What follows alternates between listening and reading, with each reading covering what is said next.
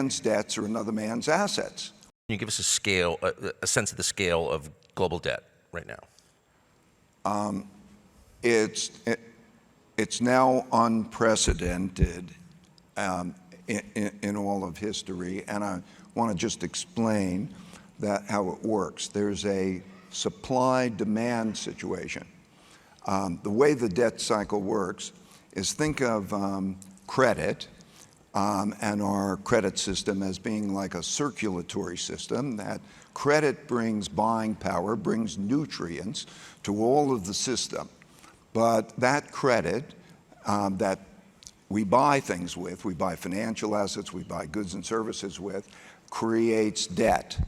And that debt accumulates like plaque in a system that begins to have a problem because it starts to squeeze out spending. For example, the US budget, about $1 trillion a year now goes to pay interest rates.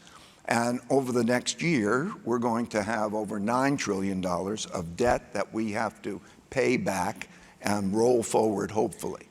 So there's a supply-demand issue with this debt. One man's debts are another man's assets.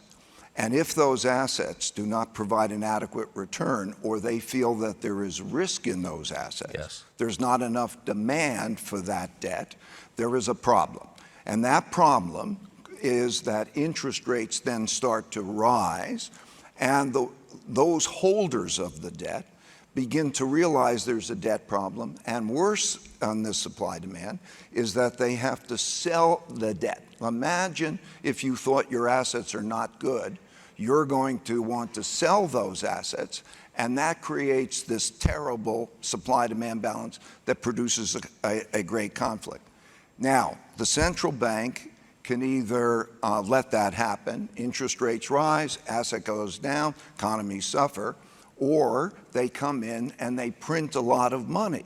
At the end of the day, they print a lot of money, and as a result, you have a monetary inflation type of situation. That's the situation we're in. We're in that situation. It is so critical in terms of the supply and demand. When I calculate the supply and demand over the next year and 3 years, we have an immediate issue. In the next 3 years? Yes. Can you be more specific about what that issue is? Like, what does that look like if not addressed in the next 3 years?